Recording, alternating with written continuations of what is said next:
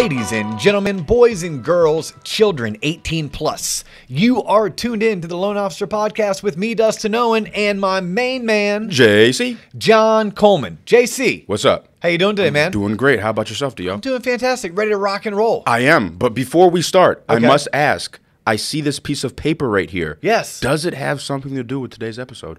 We are going to do today's episode 100% Okay. CMB Strong. Let's go. Hashtag CMB Strong. Okay. Certified Mortgage Bankers. Okay. The highest designation one can achieve in the mortgage industry. Okay.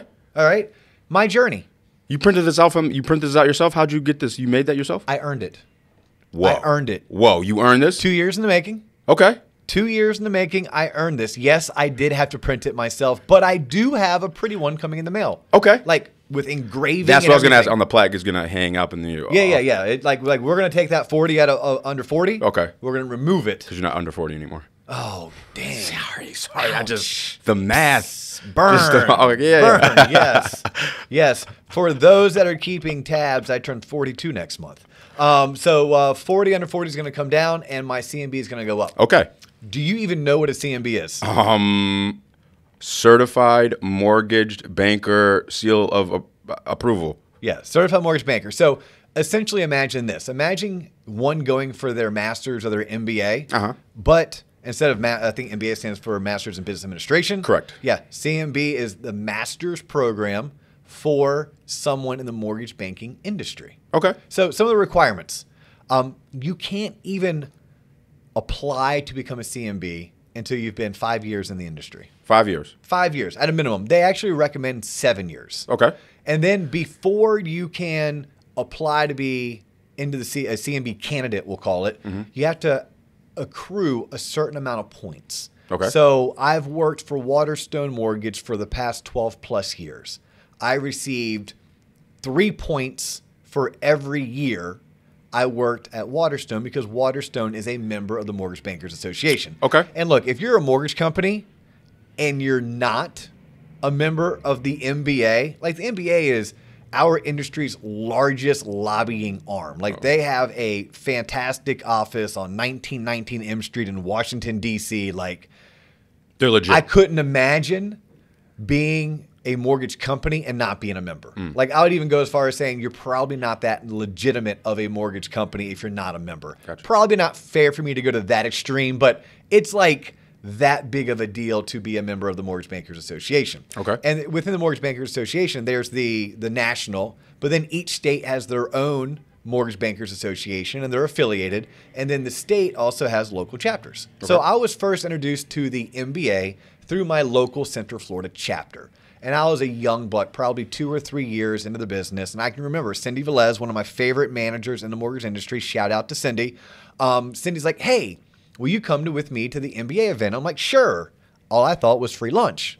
And it was free lunch because Cindy was paying. Okay. But she took me to my first MBA chapter. What I realized is, well, this is my industry. These are my people. This is my network. I should get involved. What was the first event like? So you walked in there, you were new to the business. Was it intimidating? Was it like in a conference room at a hotel? What was it? We did it at a local restaurant. We do them now typically at a hotel, and we rent out some small conference area. They cater the luncheon. So it's a luncheon. Okay. They typically have a speaker. And the speaker is going to bring value, whether the speaker is someone from HUD, whether it's a sales trainer. Gotcha. We've had economists, et cetera, et cetera. But there's a speaker. But you get there to network. Okay. Because so much of what you do on your own, right? You sit in your office, you do your thing. You don't talk to other people who do what you do, but maybe for a different company. Yep. Or you don't get a chance to see your vendors, or you don't get a chance to see the people on the other side of the business. Because being in the mortgage industry is more than just being a loan officer. It's more than just being a processor or an underwriter. Right? There's the secondary marketing people, right? Those are the folks that actually deal with trading of mortgage-backed securities and locking in loans. And there's people who specialize just in the compliance aspect. There's people who specialize just in legal affairs, and people who specialize just in servicing. Like when you have a mortgage, you have to make a mortgage payment. Yeah. Well, there's a whole set of departments that go into facilitating your payments, making sure that not only do they collect your payment on time, but then they remit payment for the renewal of your homeowner's insurance, and they make sure the tax collector gets paid, and there's investors who have actually invested in your mortgage. That's how the whole ecosystem works, and they need to make sure they remit principal and interest payments to the investors of the MBS. It's like there's a whole scope. Sounds like it. Yep, and it runs through the MBA. The MBA is our biggest advocacy arm. So I was first introduced to the MBA through my local chapter. My sales manager took me to a local meeting. Okay. That culminated to, fast forward 5 years, I'm more involved. I'm starting to attend their board meetings. And the board meetings, like any other board meeting for whether it's an HOA or any other organization you're a part of, whether it's youth sports or you name it, your local charity.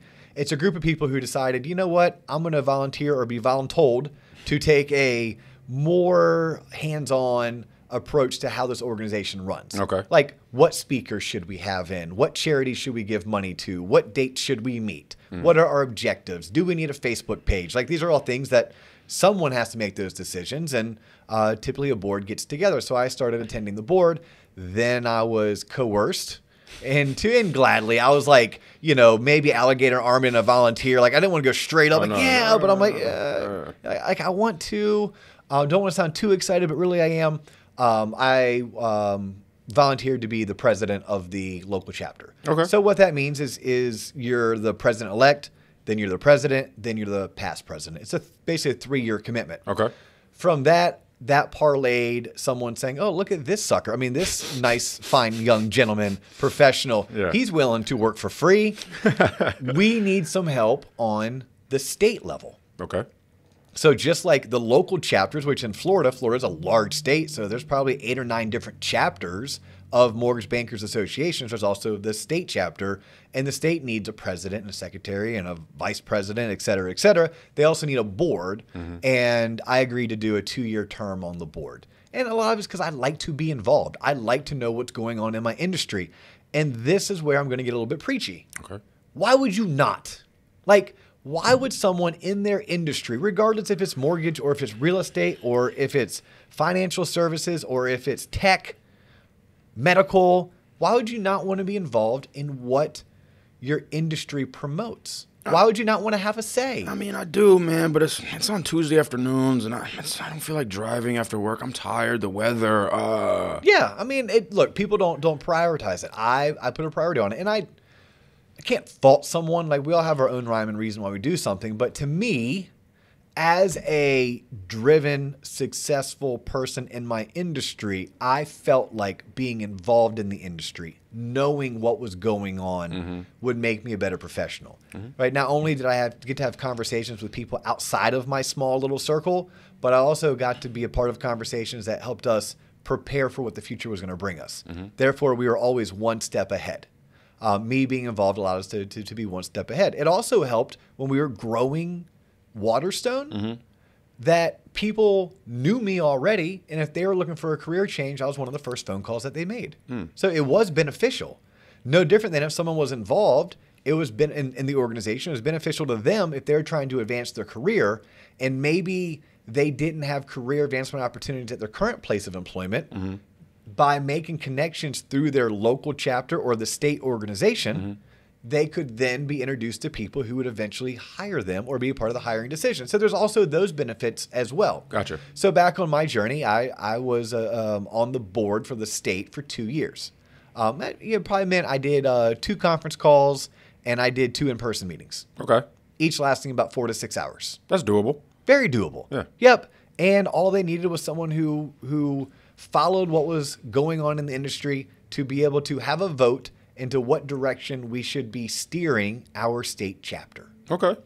Now, through the involvement in the local and the state, I started attending their annual conferences, which are typically 2-day events at really cool destination locations: Key West, Delray, Boca Grande.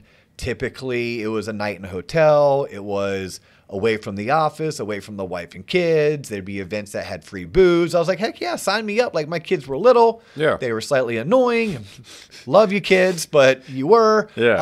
I just had to get away, and I got to get away and unwind, but also dive into my industry. Okay. So it was while I was involved that I learned of the certified mortgage banker designation. Okay. And at first, what excited me was all the wrong reasons. So what excited you? It was hard. Okay. And it was a designation that not many had, which made it desirable for you. Desirable for me. Yeah. You're like at 18, I was the guy that wanted to go to Marine Corps boot camp just to say I did. It made me hard, right? Yeah. You know, David Goggins, stay hard. Yeah. Well, yeah, it was hard, but it was also something that was prestigious. Okay. And don't get me wrong, that's the prestige is a reason to go for your CMB. Yeah. Now you said you have to before you can even think about getting in the club, I'll call it. Yeah, it's a society. It's a CMB society. Yep. You said you have to be a banker for 6 years in the loan. You have to be in the industry for a minimum of 5. They recommend 7. Is there what other kind of requirements are there for you to get in? Yep. So there's education requirements. Okay. So how many courses have you taken within the industry? Okay. And they give you points on those. Okay. And there's also what was your industry involvement? Oh, okay. So meaning how many conferences have you attended? Mm-hmm. Which conferences have you attended? They didn't have to be MBA necessarily. They could have been other, like Masterminds won by Todd Duncan. I probably could have received points for, or maybe if I went to a course summit or something that Carl White and the Mortgage Marketing Animals put on. I just had to be able to show and prove that I had been investing in myself and in my career. Okay. But also, it helped me that, yes, I had a ton of points just from being 12 plus years at Waterstone, and Waterstone is a member. And then I also could say, well, I was president-elect, president, past president. All 3 are board members on a local chapter. I was on the board of directors a 2-year stint for the state MBA. I had attended 4 or 5 state conferences. I had attended the National Secondary Conference, and I attended the National MBA Conference. Wow. Like, it helped me. That shout out to Eric Egenhofer and shout out to Bob Salingo and shout out to A.W. Pickle.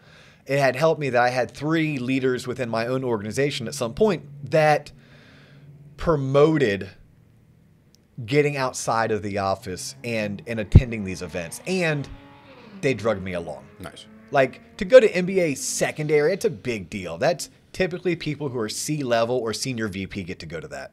And I was neither C-level nor senior VP, and I got to tag along. Nice. But those are some of the events. But I was lacking from the educational standpoint. Like, I couldn't come up with anything that I had done educationally, especially something that was sponsored through the MBA or a like organization. So for me, it was a 2-year journey. And because I first went through the MBA School of Mortgage Banking 1, School of Mortgage Banking 2, and School of Mortgage Banking 3. All 3 of those designations come with a certain point total. So when I say it was a 2-year journey, for me, I decided in about November of 2018, you know what? I'm going to do this. Okay. I'm going to do this. November of 2018, our Pop Warner football season had ended. Okay. My son was an 8th grader, so this was his last year of playing youth sports. It was my last year being a youth coach. So I knew going into 2019 that I was going to have some time on my hands. I was going to use that time to go and be a student in School of Mortgage Banking 1, School of Mortgage Banking 2, School of Mortgage Banking 3. That gave me this AMP designation, Accredited Mortgage Professional. Okay. Now, quite honestly, School of Mortgage Banking 1, I could have taught. Okay. Like, it was a 4-day course. I got to go up to Washington, D.C., one of my favorite cities, stay in a hotel, and network with other mortgage professionals because there were about 50 or 60 people in that class with me. We did it right at the MBA's headquarters at 1919 M Street. And School of Mortgage Banking taught mortgage basics. Now, one thing I learned when I went through School of Mortgage Banking, because as a CMB, I'm now committed to be invested in my Mortgage Bankers Association. I'm now going to sign up to be an instructor for that course in the future. Oh, cool. School of Mortgage Banking 2 is what really excited me about going through, they call it Psalm 1, 2, and 3. Okay. School of Mortgage Banking 2 was something that I was intrigued about. I knew just a little bit about it because I had been exposed by an old mentor and an old boss of mine, as well as our senior vice president of capital markets here at Waterstone Mortgage, when they took me to the secondary conference in Manhattan. School of Mortgage Banking 2 is all what we call secondary. It is all the business side of the mortgage industry. It is utilizing warehouse lending to fund loans. It is securitizing mortgage-backed securities. It is servicing mortgages. It is selling mortgages. And I mean, it's all what happens behind the scenes.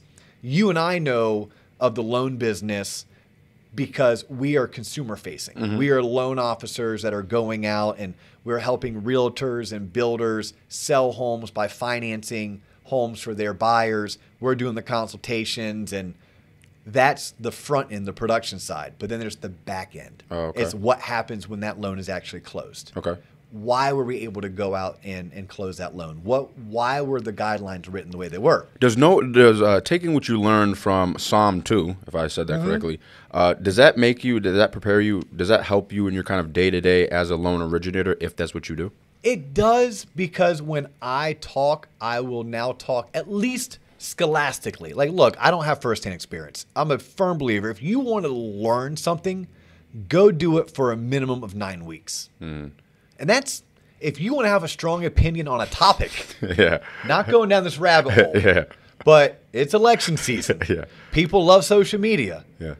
I would encourage people not to have a strong opinion unless they've worked in that field or studied it for 9 weeks. Damn, that would be an empty feed if most people followed. Oh, it would be an enjoyable feed. I know, right? It'd be a bunch of kids, pictures of kids at T-ball games. And but nonetheless.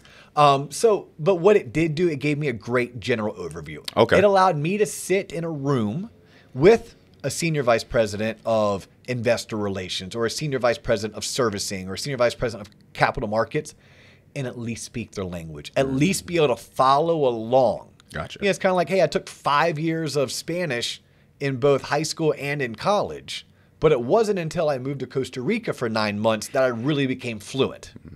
Same thing applies. Look, those 4 days spent in that classroom exposed me to a world that I knew nothing about. And by the way, there's a test at the end of it. So then I have to go back to my home market. I have to study for a test and take the test. And that studying reinforced the things that I learned. But by no means are you going to be like, hey, I'm going to go run capital markets for for Chase Mortgage because I went through Psalm 2. Psalm 3, by the way, is super fun. So Psalm 1 and Psalm 2, you have tests at the end. Like, you actually have an exam that you're going to have to study for. You can't take the test until like at least 24 hours after your course has concluded. So typically the course concludes on Friday. You can't take the test until Monday. Is it a written exam, digital, bubble letters, just one giant question you have to write? For Psalm? A, B, C, or D. Oh, okay. I believe, if I remember correctly. Man, this was like a year and a half ago now. And then Psalm 3, and we're talking more CMB, but I went through School of Mortgage Banking 1, 2, and 3 because it gave me the educational credit points that I needed. Gotcha. In order to just, by the way, submit my application to become a CMB. So getting to this. All this is trying to just get to the point that you can. Oh, God. Yeah, that you can. All right? Okay. So nonetheless, Psalm 3, you and the people who have signed up, you get broken up into a group size of like 4 or 5 or 6. You run a mortgage company for those 4 days that you're at, whatever your home market is. Like, look, I chose DC for 2 of my Psalms, and I chose Chicago for one of my Psalms. Okay. But while I was in DC, I got to go to a Nats game one night. While I was in Chicago, I got to go to a White Sox game one night. Like, cool. Yeah, there's a rhyme to my reason and why I chose the cities I went to. But Psalm 3, there's no test. But what's really cool is every day you're basically running a simulation of a mortgage company, you and your group, which let's call the board of directors of Acme Mortgage. Okay. But I did Psalm solely because when I was looking at the requirements and the points that I needed in order to just apply to be a CMB, I needed educational credits. So I went ahead and took Psalm 1, 2, and 3. I went ahead and got the AMP designation. I believe you don't have to take all 3 of them. You could have taken just Psalm 1 and 2 and been like, I have enough credits to apply for my CMB, deuces to Psalm 3. But I'll tell you, if you've already done 1 and 2, do 3 because it's the fun one. There's no test. And it's just fun. All of the classwork is fun. And it's the best time to network. And people who make it to Psalm 3 tend to be people who are all VP and above in their careers. So you're definitely hanging out with some of the more upper echelon. Okay. So that's something cool about CMBs. And I don't know the exact statistics. I'm sure Amber Lawrence at the Mortgage Bankers Association, shout out to Amber, could would 100% give you the right statistics, but it's something crazy like 80% of CMBs have the title of VP or higher. Yeah. So it definitely is a bit of a who's who. Yeah. I mean, Bob Broekschmidt is the president and CEO of the Mortgage Bankers Association. He's a CMB. Dave Stevens, who was the secretary of FHA or assistant secretary of FHA, he was also the president, CEO of the Mortgage Bankers Association. Right now, you can see he's being published in Housing Wire. He's being interviewed on cable news networks, also a CMB. Like, people high up in the industry have their CMB designation. So it's just a really cool accomplishment. For me, it was a bit of a capstone on the first half of my career. I'm 42 years old. I've been in the industry for going on 15 years. Me getting my CMB, when I talked about 10 years ago when I heard about it, I want to do it for what I thought were the wrong reasons. Because it was hard, because it was prestigious. Yeah. I honestly don't think I would have done what it takes to achieve it 10 years ago. I did it now for me, and we all have our own CMB story. But for me, it was, if I ever truly want to run a mortgage company, I felt like I had deficiencies. Like, I have a lot of accolades in my resume when it comes to marketing, sales, production, growing something from, teeny tiny to something that is one of the larger in the industries. But that's all production based.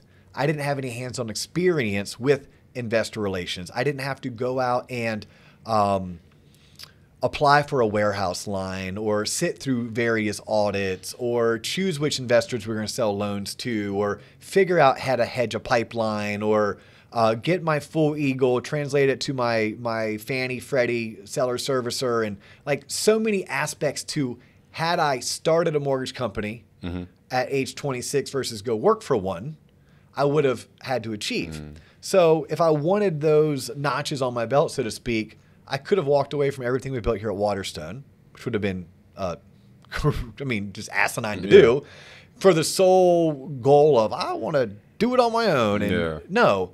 Or for me, if I felt like I was deficient in any avenues, let me at least go and scholastically become less deficient. Let me go at least learn it, study it, become a student to my industry, not just to what I do and know. Because I know a lot about loan production firsthand. I mean, that's thousands of closings and branch openings and hiring and firing of loan officers and coaching and mentoring of sales professionals and building out CRMs. I knew that firsthand experience, but the other stuff I didn't have. And I recognized that I would never allow myself to get it firsthand. So that was part of it. Nice. Now, the second part of why I went for my CMB was I look at my career as different phases, kind of like a quarter, like a football game. 4 quarters: first quarter, second quarter, third quarter, fourth quarter. I would like to believe that by the fourth quarter of my career, I'm going to be wanting to give back solely. What quarter are we in right now? Third quarter. Okay. Yep. We're in the third quarter. By the fourth quarter, it's not going to be about the money. It's going to be about leaving a legacy, but a legacy is making sure that the mortgage industry that gave me so much, that I can help, one small drop in that large bucket, but I can help leave it for generations of homeowners to come, for generations of loan officers to come, and underwriters and processors, et cetera, et cetera. The CMB designation, I think, is one step to my involvement in the MBA. Like, I joke, but don't joke. Hey, Bob Broekschmidt, I want your job. Like, I would love to be the president and CEO of the Mortgage Bankers Association. Hopefully they don't tune into too many episodes when maybe I drop F-bombs. But please know I do that for theatrical effects, all right? No, I am who I am. Yeah. I don't hide from it. I don't back down from it. And if I use choice, colorful language, I'm doing it for effect, right? But yeah, if I were to want to go advocate on Capitol Hill on behalf of my industry, I need to know more about my industry. I need to be a student of it. I need my CMB, right? I need my CMB. These are all things that I want to do. I want to run a mortgage company one day. I want to advocate on behalf of my industry. I want to educate more so than just, I mean, we use this platform to educate, but let me formally educate. Let me volunteer my time with the Mortgage Bankers Association and let me go teach other mortgage professionals. Maybe they're on the opposite side. Maybe they're on policy, and I can teach them what it's like to be a loan officer. That's what Psalm 1 does. Like, I sat through Psalm 1 and I thought, hey, quit raising your hand, quit answering all the questions, shut up, check your work email, you're disrupting class. Yeah. But there were people in there that worked at Fannie Mae, that worked at Freddie Mac, that worked for the OCC, that they're not loan originators for a living. They were there to learn kind of what it's like to live in my world. Well, what better teacher, at least my favorite teachers when I went to UCF, were the adjunct professors. Those that actually did what they taught. Right. Well, I can maybe give back. So, you know, me getting my CMB was also part of that. And if you ask my wife and kids, it was also part of my midlife crisis. You know, like, hey, let's do 75 hard once. No, screw that. Let's do 75 hard twice. Hey, you want to run a half marathon? Sure. Let's sign up for 3 and a triathlon. Like, let's get your CMB. Let's read some books. Like, what? So what was the studying like? Was it intensive? Was it arduous? Were there just handouts after handouts? So yeah, right. This is like a super long story. Hey, I got a minute. I have a story for you. You got like a half an hour. So you got the points, right? The points. You've submitted your application. You have to find a sponsor. Your sponsor needs to be someone who's already a CMB. They're not that hard, especially if you're involved in your local chapter. Your local chapter is going to have 1 or 2 CMBs that are pretty active still that you can find. I shot for the freaking moon with my sponsor. And I nailed it. I nailed it. I chose someone I didn't know and someone I looked up to and admired from afar who had held 3 positions in his career that I aspired to have. And I noticed that he was a CMB as well. Great tee up. Who would this individual be? I hope he doesn't mind me naming him. Dave Stevens. Oh, okay. Yeah. So Dave Stevens, who I've already shouted out and mentioned earlier, was on vacation with his family, like an African safari. And through LinkedIn, I shot him this like novel of a sales pitch. And he goes, I don't know how I can say no to this. Yeah. Don't let me down. Don't screw it up. Don't screw it up. And someone like me, I kind of need that. I kind of need to set the bar really high to force me to make sure I give it my full effort. Gotcha. And Dave was everything I needed in a sponsor. He was everything I needed in a sponsor. It worked out magically. And a little bit, I got my ulterior motive. I got to build at least a quasi relationship with Dave. At least he knows who I am. I know who he is. And we've had conversations on the phone. I know he knows my cell phone number because he called me. When I passed my oral exam. But yeah, it was that's not recommended for all. Right. But for me, I wanted my sponsor to be someone who had achieved certain things in their career that I aspire to achieve. Makes sense. Other people would find value in, I want someone who has recently gone through the process because they can most help me. See, I was able to shoot for the stars and ask Dave because I had someone like Teresa Angelo in my back pocket. So Teresa and I were in SOM classes together. Teresa is a mortgage insurance rep at Arch MI, and I am one of the offices that Teresa calls on.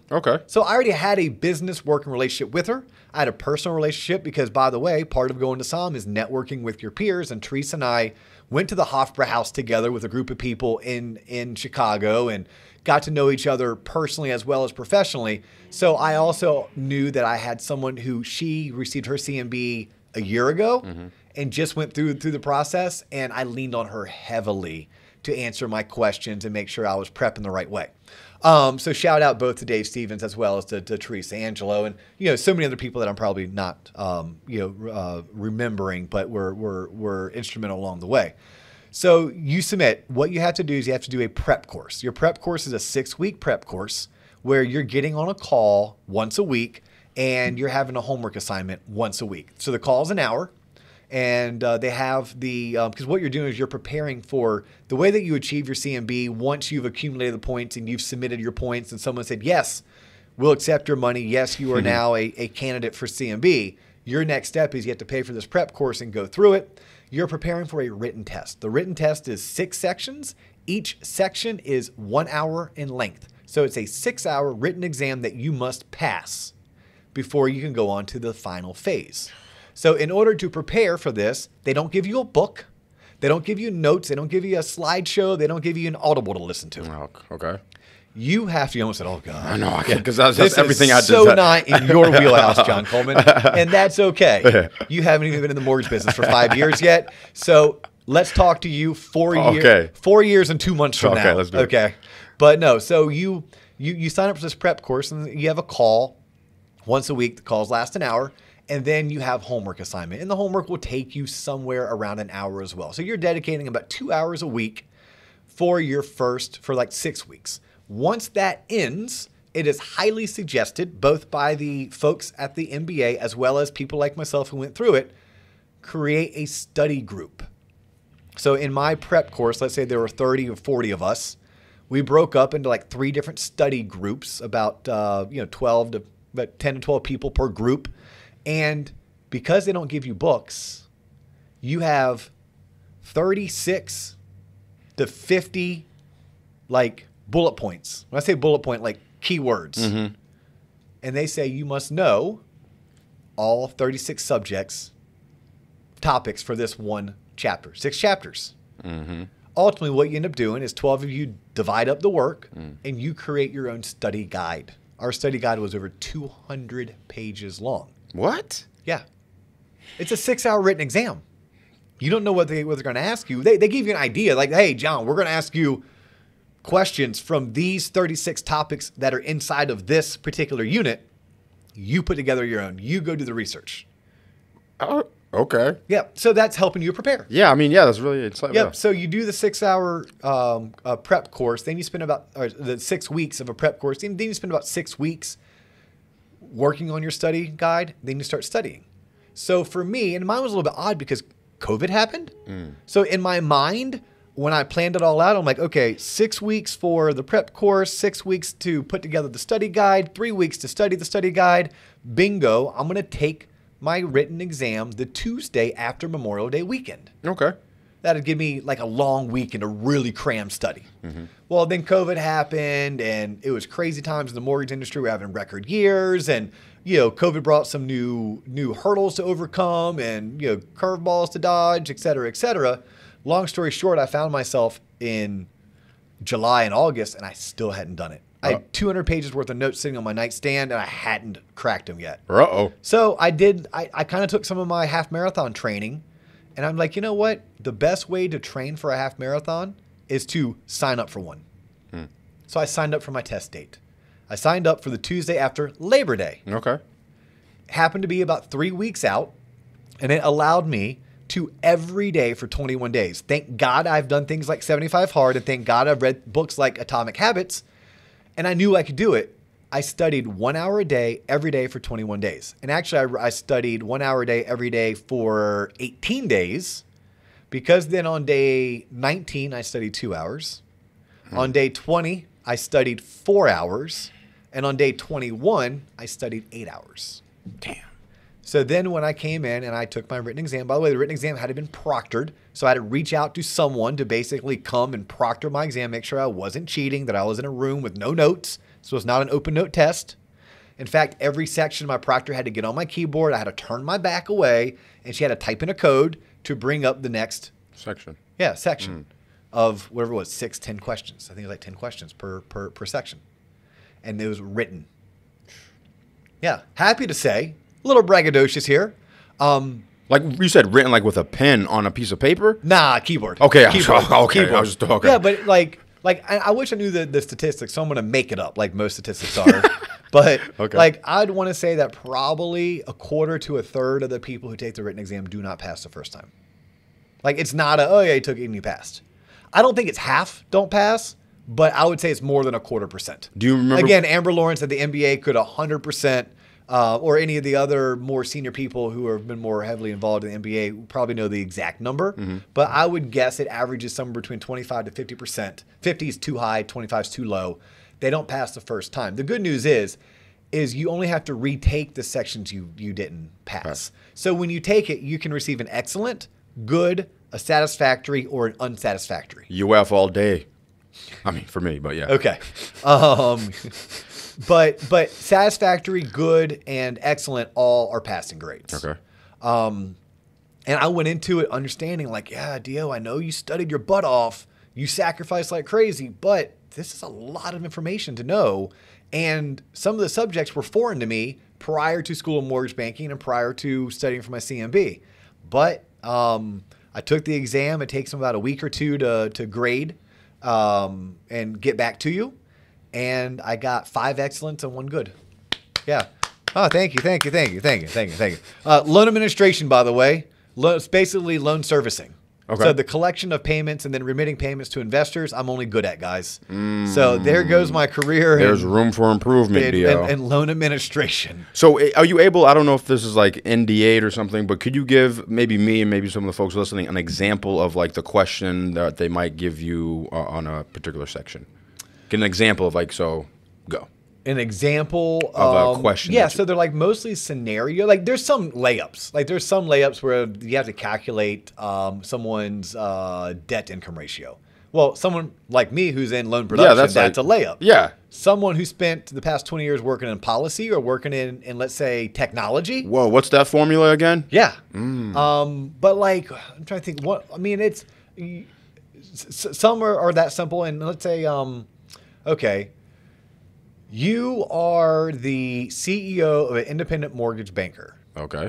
And mortgage rates just unexpectedly dropped. Okay.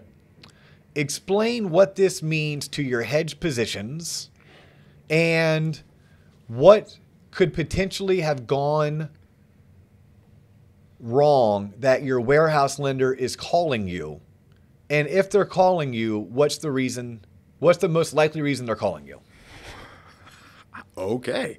Like it would be a scenario similar to that. Okay. That you would have to be able to answer. But you said it's such a wide slide. You could get lucky and have 2 layups where it's like calculate DTI and something else, but then that would be section 1 would be calculating DTI, and then section 4 would have been the question that I just gotcha. Yeah, but it's questions like that, and the good part about it, they're not yes, no, black, white answers. They're designed so that if you know what you're talking about, even if you don't know the specific angle that the author of that question is going for, if you know your stuff, you'll be able to write enough intelligently thought out decisions or answers that they're going to understand that you know what you're talking about. You might not have understood the question, but you can get full credit by answering it in a manner that shows you know what you're talking about. Gotcha. So that's most of the questions. They're more theoretical or examples, and then you just start going. Okay. So once you have passed the written, which again, you're not going to pass it, and not everyone's going to pass it first time. You may fail section 2 and section 6. 6 is like current events. 2 would be loan administration, or you might have failed 5. 5 was compliance, regulation, like, right? Except for the attorneys out there are like, what are you talking about? That's my favorite part. So if you do that, you don't have to retake the entire thing, and you don't have to wait like until next year. No, you can go home, you can start cramming for those 2 sections, figure out what you did wrong, and go at it. So once you've done that, then you have to do about a 45-minute to a 1-hour oral exam. Bro, come on, still? Yeah. So the oral exam, it's gonna be proctored, and normally this is in person. I couldn't do mine in person because of COVID. Yeah. So we utilized Zoom technologies, and I had 3 CMBs. They each asked me 2 questions. Like a panel type discussion? Yeah. Okay. Yep. Panel discussion. Okay. And all they were trying to do is figure out, do I really know what I'm talking about? That's the purpose of it. Like they saw my test scores. They just need to make sure that my test scores are legit and that there's the person behind those test scores is really you. Is really me and really does understand the industry from a holistic and totality approach. But that's the CMB. I highly recommend that anyone who is serious about their career in this industry, especially as it pertains to advancement into leadership roles, whether the leadership roles within your organization or within a new organization, because maybe you do want to utilize obtaining your CMB to potentially look for other career opportunities outside of your own organization. Hopefully you'd be using them for career opportunities within your organization. I know some people, they use them because their employer will give them a raise if they're a CMB. Or they were looking around and they're saying, ooh, all of my bosses have their CMB. Maybe I should get mine too. Yeah. Yep. All depends on what organization, what department, and what scope that you're in. But it honestly is such a cool accomplishment. I was way more proud of myself than I actually thought I would be. So you've been, in terms of schooling, when you got your college degree versus getting your CMB, what was more gratifying, satisfying? Well, Jackson and Kendall, shut your ears. Although Jackson doesn't listen, but Kendall does. I studied more for this than I did high school and college combined. And high school was not gratifying at all. I finally got my mom to tell me, like, why did you throw me a party for high school? I'm like, it was no big deal. Like, you're supposed to graduate high school. And I knew I was going on to college. And my mom's like, that party wasn't for you, dumbass. The party was for me and your dad. Like, finally. Like, yeah, you were 18 and at least had a high school diploma. We done our job. After that, the rest is on you. And once she told me that, for like 20 plus years, I've been going around thinking, I still don't remember why my parents, I got like $1,000 in cash from all of their friends and neighbors. That was great. I used that $1,000 to actually open my first stock brokerage account. Really? And I used it to buy Steve Madden stock. Wow. The shoe Steve Madden? Yes. Which is even crazier because Steve Madden is actually the first stock that IPO'd from the guys from the movie Wolf of Wall Street. Wow, look at And they all got into like a bunch of like corrupt legal issues because of how they IPO'd that. And like Steve Madden, I think, might have even like gone to jail or had to pay a fine. But but yeah, just a little tidbit info about DO that you probably didn't already know because I haven't shared it yet. But no, the CMB is pretty gratifying. And here's what kind of stinks is that when I go to big events, it'll matter. Like people at secondary conferences and within the Mortgage Bankers Association, they'll know. But I work in an office of 50 or 60 people, maybe half a dozen know. That's why we're doing this show. That's why CMB Society has kicked off their campaign, CMB Strong. It is an awesome thing to be a part of. It is an awesome achievement to do for one's career. And I don't think enough people know about it or know just how awesome it is. So, I was hoping to do this show today, less to be pat myself on the back, yay is me, but more of a, this is really awesome, guys. You should look into it. You really should. That's awesome. Yeah. So that's it. Okay. CMB. Yeah, you know me. Okay. I'm Dustin Owen. He's John Coleman. That's my CMB certificate. MBA.org. Look into it. Amber Lawrence, give her a call. 212 area code. She's up in DC. But if you're serious about your career, if you've been doing this for 5+ years, first make sure you're getting involved in your local MBA. Look into getting involved in your state MBA. Look into school of mortgage banking. Look into achieving your CMB. Push yourself to be the best professional you can be. That's my PSA. I'm out. Deuces. Peace.